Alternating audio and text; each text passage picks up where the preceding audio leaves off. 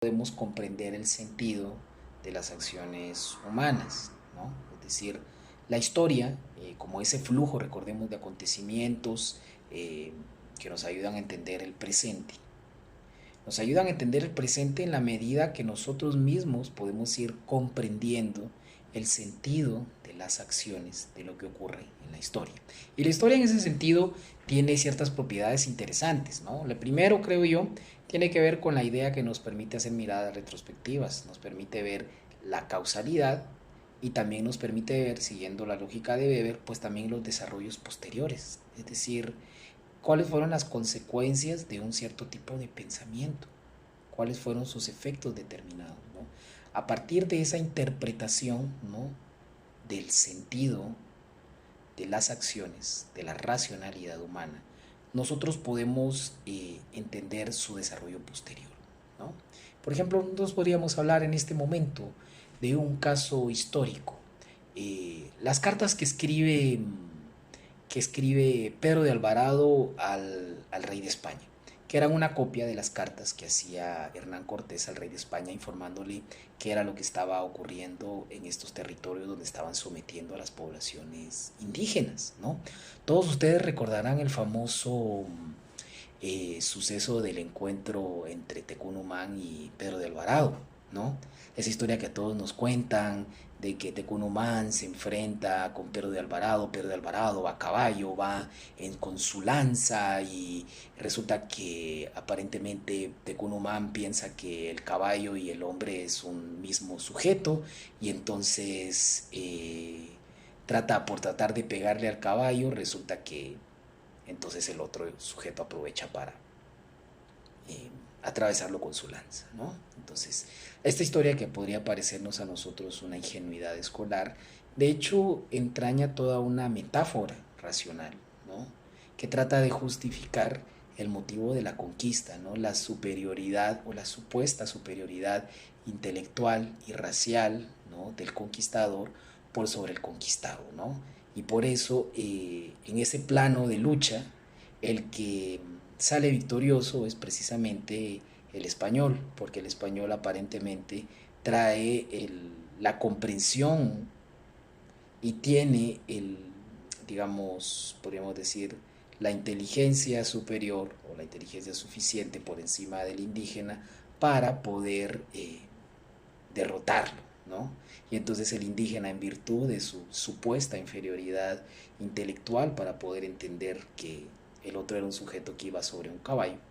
Pero digamos, aquí lo que estoy haciendo es una interpretación contemporánea, retrospectiva, de un suceso que de hecho no sabemos siquiera si sucedió.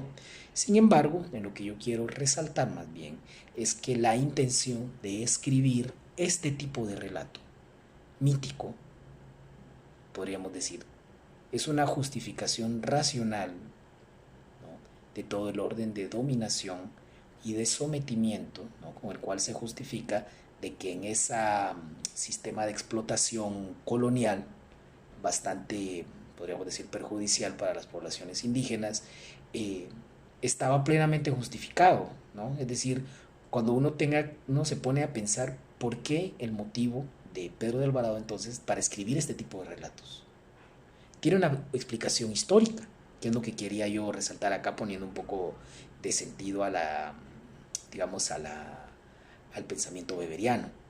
Porque al final de este tipo de pensamiento se genera una ética.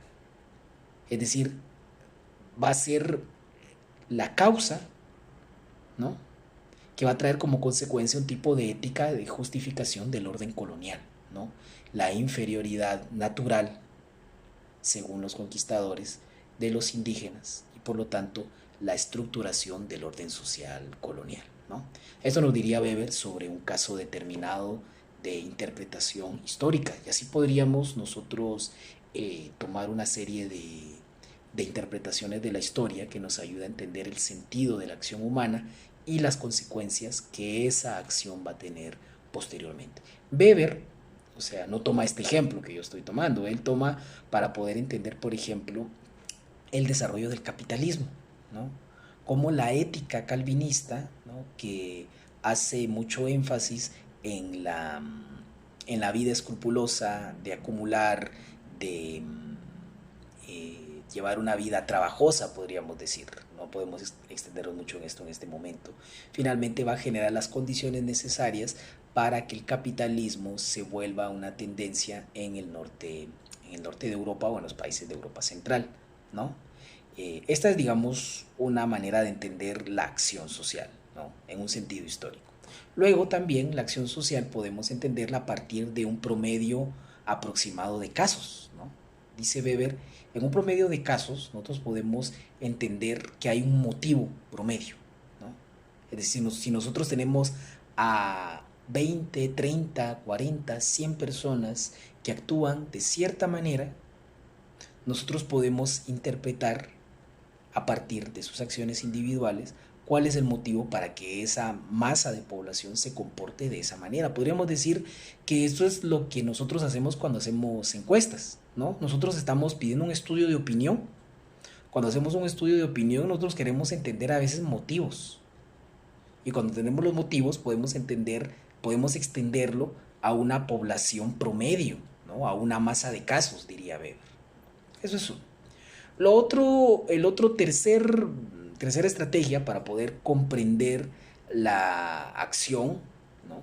Nos dice Weber por ahí, es a través de tipos ideales, ¿no? Es decir, si nosotros sabemos de que la acción humana es idealmente racional, nosotros entonces tendemos a pensar de que si un sujeto hizo algo de cierta manera, es porque de acuerdo a este supuesto de racionalidad, esa persona probablemente actuó de esa manera si realmente es racional, ¿no? Entonces, aquí es donde entendemos lo importante del pensamiento weberiano con relación a la racionalidad. Nosotros ya no tenemos que estar interpretando una gama de posibilidades del por qué la gente se comporta como se comporta. Partimos de un supuesto básico, que es de que los seres humanos son racionales. Entonces, la tarea del sociólogo es tratar de entender cuáles son los motivos que mueven a esa racionalidad a hacer lo que está haciendo o lo que está realizando.